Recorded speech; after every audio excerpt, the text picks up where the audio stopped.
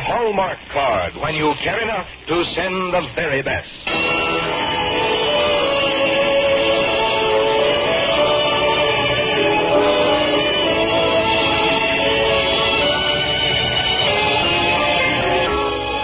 Tonight, from Hollywood, the makers of Hallmark greeting cards bring you an exciting dramatization of an unforgettable story on the Hallmark Playhouse.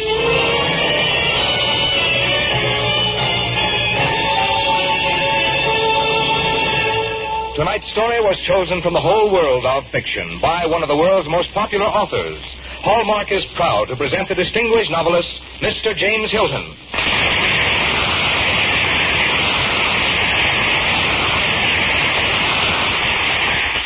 Good evening, ladies and gentlemen. Our choice for tonight on the Hallmark Playhouse gives me a double pleasure.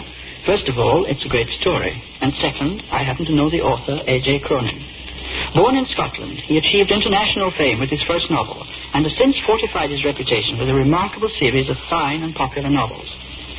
I've always felt when reading A.J. Cronin's books that they're full of the Scottish love of education and the upward struggle of youth in the pursuit of ideals. Certainly no modern writer has done more to highlight the struggles of the young doctor. And perhaps this isn't surprising, since my friend A.J. was once a doctor himself. Indeed, he used to practice in the very same locality in which our story of tonight is laid. And he was also a British government inspector of coal mines there, a job which has always won my admiration because I was born in an English mining town myself and well remember the hardships and hazards of coal mining. But now it's time I told you what tonight's story is. It's the Citadel. And since it's about a doctor in a South Wales coalfield, I can guarantee the expert and authentic touch. And you can look also for something more, a story of idealism in action, of the struggle of youth for the fulfillment of its ideals, themes which matter to the whole world, and especially nowadays. Incidentally, Mr. Hilton, hasn't Dr. Cronin a new book just out about a doctor? Yes, it's called Shannon's Way, and it continues the story which proved so popular in his last novel, The Green Years. And now, before we hear the Citadel, Frank Goss has a message from the people who bring you these stories.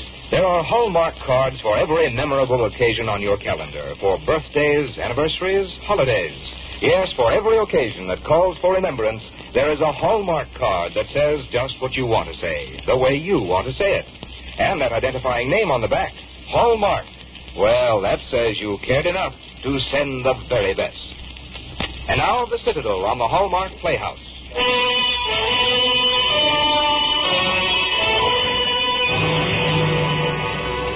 Dr. Andrew Manson started his career at 24 in a small, miserable mining town in Wales. Well, this must be Dr. Mason. Come in, my dear, come in. I'm Doctor's wife, Mrs. Page. Dr. Page wasn't well enough to come down and greet you himself, but he's real pleased to have you as an assistant. Well, you didn't say anything about Dr. Page being ill in your letter, Mrs. Page. Didn't I now? Well, he's just had a stroke about the time you applied for the position, and like as not, I was too upset at the time to think of mentioning it. He'll be laid up a few weeks, but he'll soon be all right. And in the meantime, you'll carry on for him. Well, it's true that this is the first job I've had and all that, but I'm not afraid of work. There now, that's the spirit I like to see in a young man. Oh, I expect you'd like to look around the surgery. It's that fine wooden building out by the gate.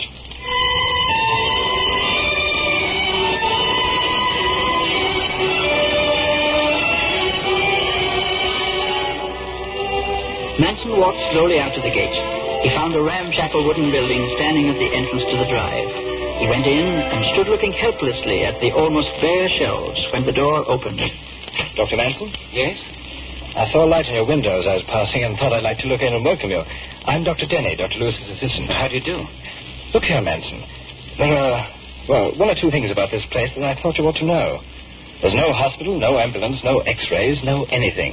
If you want to operate, you use the kitchen table. And by the way, I look out for typhoid in your district. We've been having some trouble in ours. It's the main sewer that's to blame. It seeps into half the low wells at the bottom of the town. Oh, what is the system here? Do you report the contagious cases to the district medical officer? You do if you can catch him, but he's no help. If it gets too much for you, drop around and see me. I've been hatching sort of a plan. What kind of a plan? Well, I thought I might speak to a couple of sticks of dynamite about blowing up the sewer. Good night, Manson.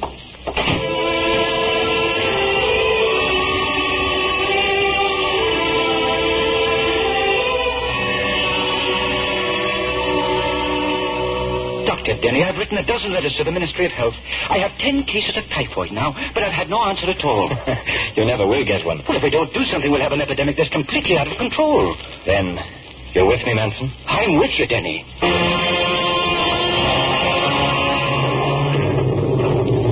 Listen to that, Manson. Did you ever hear a more beautiful sound in your life? We did it, didn't we, Denny? We pulled it off. Well, that's the end of one bit of rottenness in plain Nestle.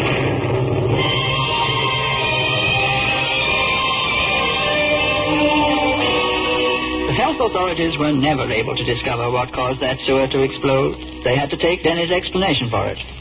Gentlemen, where's your knowledge of public health? Don't you know these sewer gases are highly inflammable?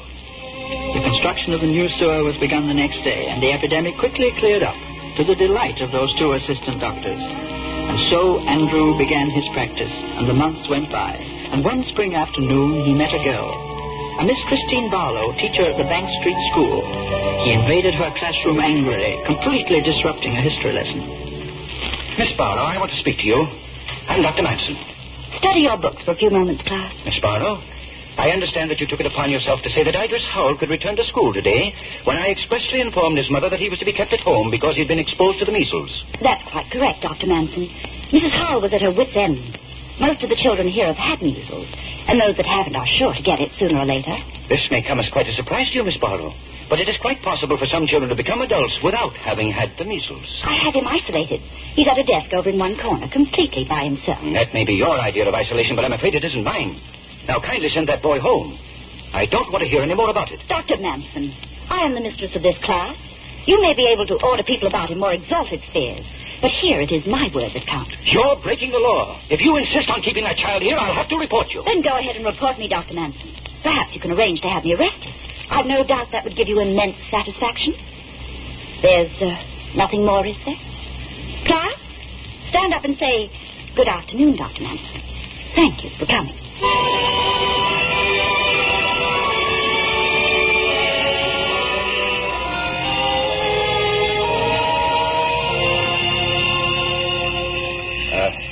Good evening, Miss Barlow. Oh, Dr. Manson. What are you doing outside the school at this hour? I was waiting for you. For me? I knew that sooner or later you'd come out, and I thought when you did, you might let me walk along with you. I wanted to apologize about Idris.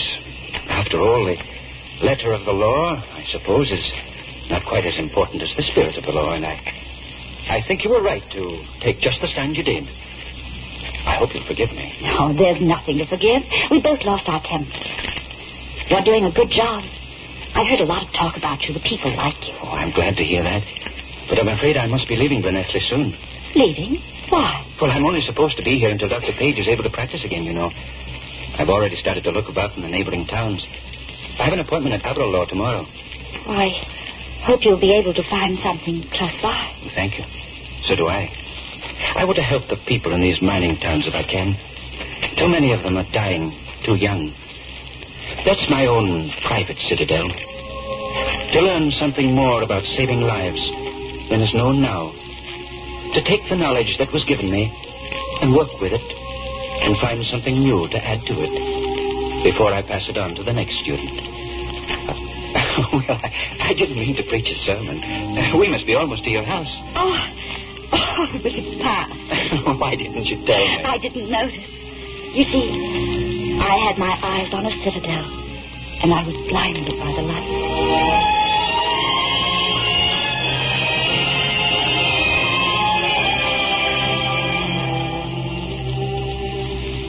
Dr. Manson, welcome to Aberlour.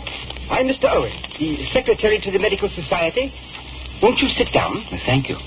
Doctor, I'll be perfectly frank with you.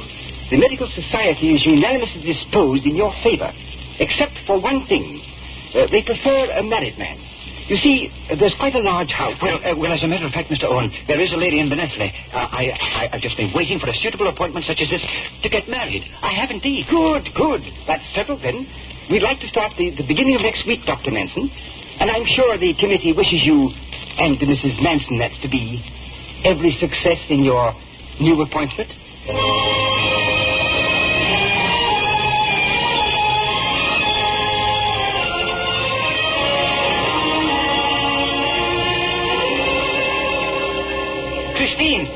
job, the most wonderful job at Aberlour. I was up seeing the committee today. $500 a year and a house.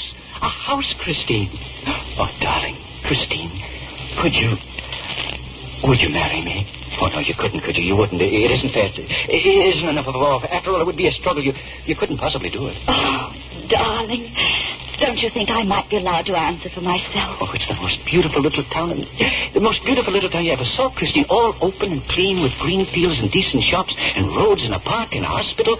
And I can have the job if I have a wife. Andrew, are you in love with me? Or Aberlour? Oh, darling. Do you even need to ask?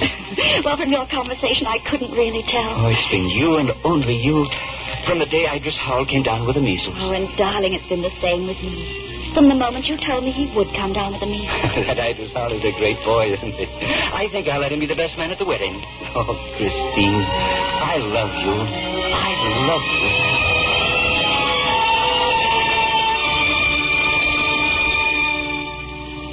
Dear Denny, I'm writing to you from Aberlour, as you can see by the postmark. We've been here several weeks now, and I'm beginning to settle pretty well into the routine of things. Christine has been busy putting the house in order.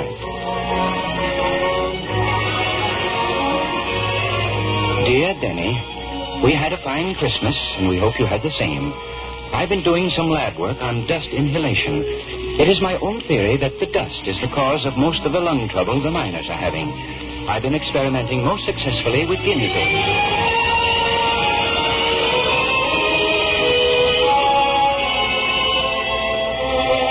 Dear Denny, how would you like to be a godfather?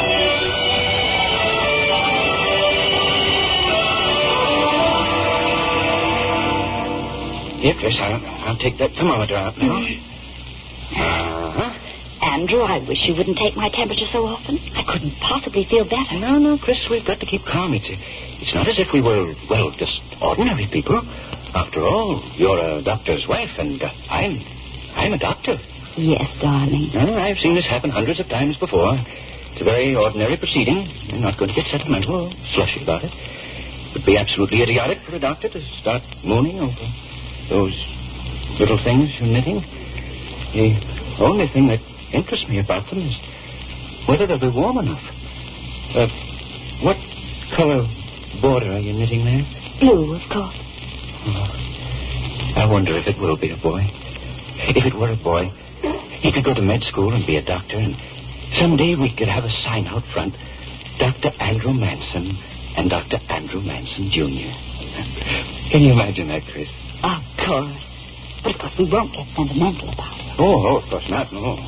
There's nothing to get sentimental about. No. Oh, Chris. What's the matter, darling? I think I'll go in and lie down. My stomach seems to be a little upset.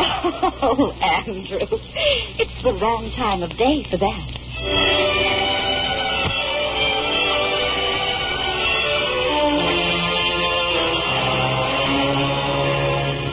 Manson. Dr. Manson, thank heavens you're here. Oh, Dr. Schwerner, I was out in the country on a call. I came straight to the hospital as soon as I got your message. My wife, She's all right, but she's had a bad accident. Accident? What happened? She was crossing a footbridge when some of the planks gave way. She's going to be all right, but...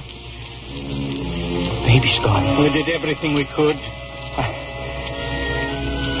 thank you very much. I'm sure you did.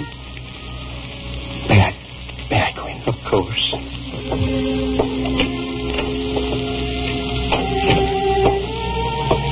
Andrew. Christine, we have each other. Isn't it enough that we have each other? Isn't it enough, Christine? Of course, darling. Of course. Chris, I'm thinking, wouldn't you like to go to London, darling? I've heard of a practice that's for sale. It sounds like a good opportunity. I think perhaps we've outgrown Aberlour. Oh, yes. Oh, I would like to go, Andrew. I'd had so many plans for Aberlour. I don't know if I could bear to pass the schoolyard. I know, my dearest. I'll write to London tonight.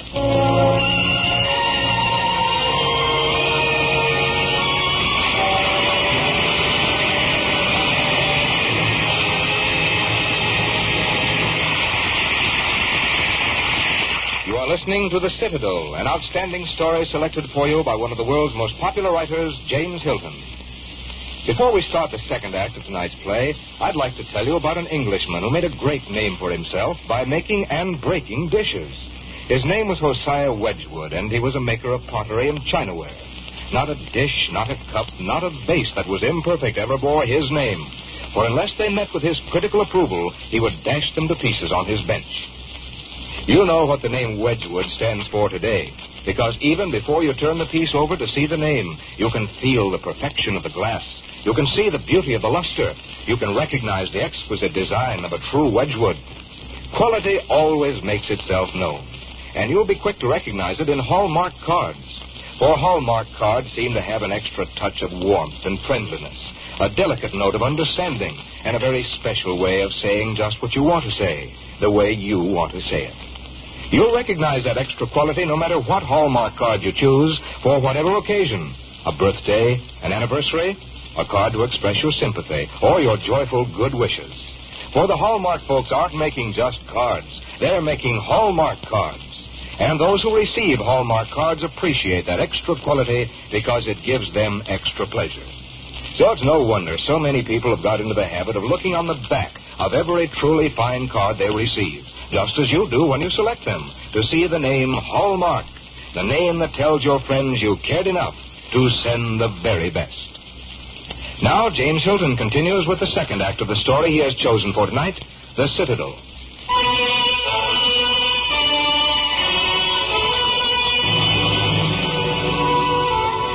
And now Dr. Cronin portrays a great change taking place in the character of Andrew Manson. He and Christine go to London, and when things don't go well with them, he begins to look enviously at prosperous doctors of his acquaintance, till finally he begins to compromise with himself. Manson, you're a doctor. I'm a surgeon. You recommend me to your patients, and I'll recommend you to mine. We'll split the profits, and they won't be small. He began to build up a big society practice among wealthy people who could afford to call in a doctor when they weren't really ill. Of course, he tried to keep on seeing some of his poor patients, but he had less and less time for them. Christine, there's a way you can be a great help to me during my rush hours. You can be my dispenser. But, Andrew, I don't know anything about making up medicine. I know, dear, you don't have to. I prepared a couple of nice stock mixtures. All you have to do is fill the bottles, label, and wrap them. But, Andrew... Christine, I'm a practical physician now. I have to take shortcuts. And a good iron mixture never does anyone any harm. Oh, Andrew... Oh, for heaven's sake, Chris, don't start a scene. I'm not going to start a scene. I was just wondering what happened to the man who was on his way to a citadel. I used to talk a lot of hot air, didn't I? I thought it made beautiful sense. Well, where did it get me?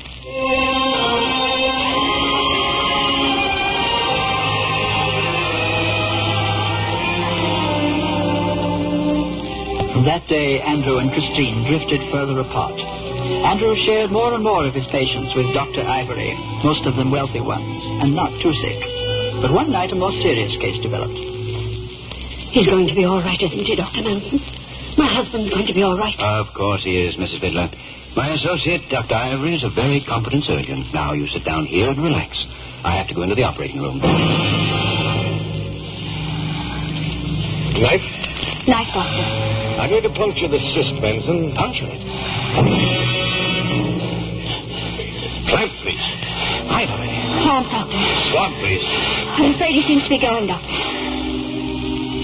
Yes, he's gone. Well, it's very unfortunate. Very unfortunate indeed.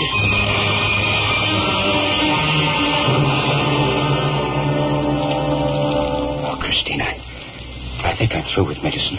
Darling, you've just come back to me. I didn't know Ivory couldn't operate. It wasn't until I got in there and watched him begin that I realized I'd never seen him handle a serious case before. Christine, I have no right to practice anymore. You have no right not to practice. It's the only way you can make up for what has happened. A weak man would go to pieces now, but not you. You're going to show them all what it means to be a doctor, to climb towards the Citadel and reach it.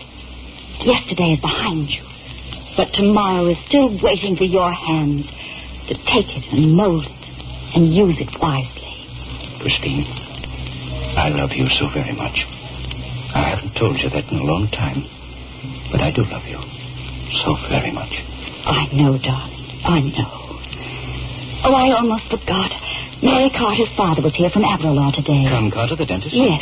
He had to go right back. But Mary's in the Victoria Hospital. He wonders if you'll have a look in on her. Well, of course. I'll go down the first thing in the morning. What's wrong with her? Tuberculosis. Tuberculosis? Well, we should have Stillman look at her. In my opinion, he's doing the greatest work in TB in the world today. But Stillman isn't a doctor. Well, he's better than a doctor at this moment. He's a scientist. I'll have a look at Mary first thing in the morning.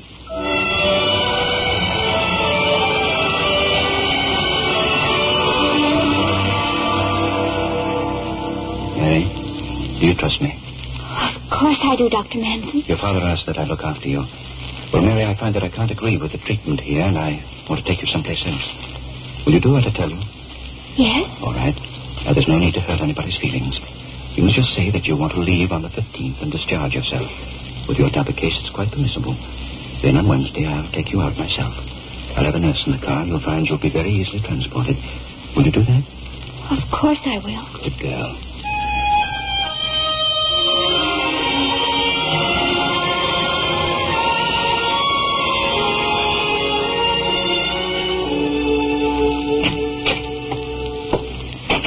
Hello, darling. How's Mary today? Fine. From the moment Stillman and I collapsed her lung, her improvement has been remarkable. She's going to be discharged in the morning. Oh, I'm so glad. Darling, I almost forgot. A letter came for you from the Medical Society. A letter? I'm summoned to appear before the Medical Penal Cases Committee. Oh, no. Let me see. That you, Andrew Manson, knowingly and willfully on August 15th assisted one Richard Stillman, an unregistered person practicing in a department of medicine, and that in relation thereto, you have been guilty of infamous conduct in a professional respect. Oh, darling. Mary's completely cured. Well, if it's a fact they want, I'll give them one. I'm not going to be booted out of medicine now. The patient is recovered. The doctor isn't going to die.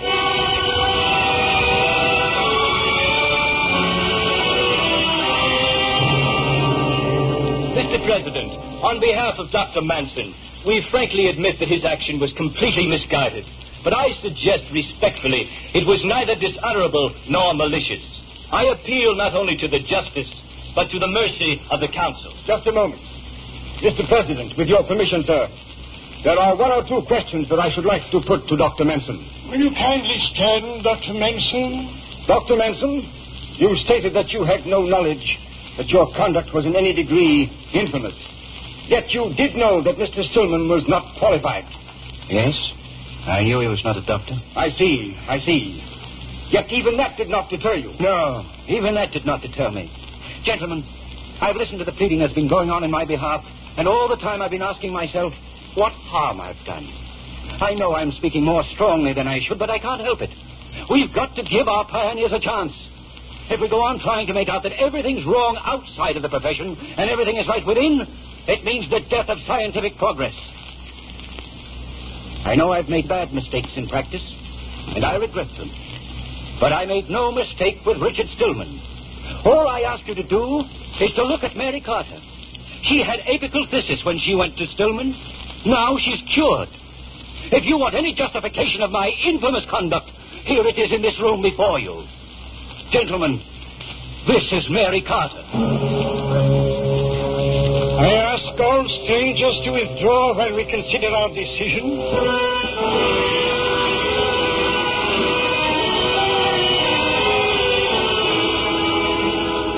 Andrew Manson, I have to inform you that the council is of the opinion that, despite the peculiar circumstances of the case, you were acting in good faith and were sincerely desirous of complying with the spirit of the law, demanding a high standard of professional conduct. I have to inform you accordingly that the council has not seen fit to direct the registrar to erase your name.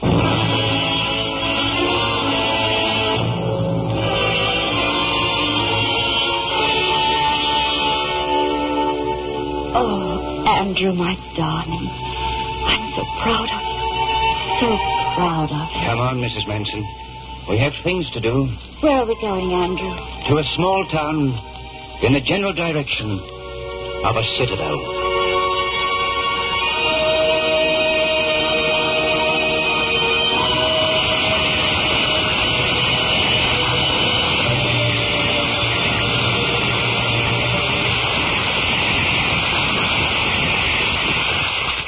moment, James Hilton will return to tell us of the fine story he has selected for next week. Meantime, I'd like to remind you that there's nothing like one of those cute Hallmark dolls from the land of make-believe to make a child's eyes light up with joy. There are 16 dolls in all, including Little Miss Muffet, Cinderella, Little Boy Blue. Each one wears a hat topped off by a jaunty plume that's a real feather. Each doll stands up by itself, and each one has a clever story verse inside. There's also a big, beautiful album to put them in, with separate pockets for each doll. And on the cover is a picture of lovely Luana Patton, star of Walt Disney's Melody Time. The Hallmark dolls cost only 25 cents each. And the big Hallmark Doll Collector's Album, which you'd expect to cost at least $1, is also only 25 cents when you buy one or more of the Hallmark dolls. That means you can give some little friend of yours the album with 3 dolls in it to start a collection for only $1. See all 16 of the cute and colorful Hallmark dolls and the beautiful new Hallmark Doll Collector's Album tomorrow at the store where you buy your Hallmark greeting cards. Again, James Hilton. For the past several weeks, I've been doing something I like very much, reading. I've been reading stories and plays in an effort to bring you some entertaining radio fare. And in the next couple of weeks, we've got some stories I'm quite keen about. For next Thursday, we've chosen a story that's knee-deep in the corn country, complete with county fairs and a Hoosier drawl, and the typical American touches I have come to love. About this time of the year, when the back fences are posted with those wonderful multicolored signs advertising the coming county fair, about this time of the year when the sun is hot and the corn is tasseling, we have a story that fits the day. It's called Phantom Filly, on which was based that delightful picture, Home in Indiana. And the week following Phantom Filly, we are to have a different kind of exciting tale. It's called Afterward, by one of America's greatest writers, Edith Wharton. So settle back these Thursday nights, relax and enjoy the fine stories to come on the Hallmark Playhouse. Until next Thursday, then, this is James Hilton saying good night.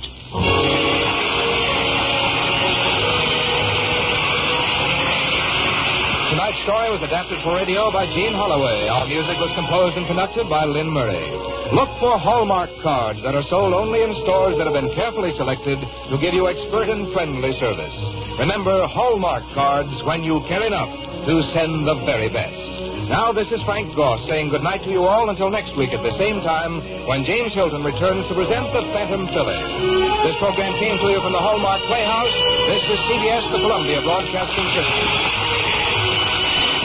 This is KMBC, Kansas City, Missouri.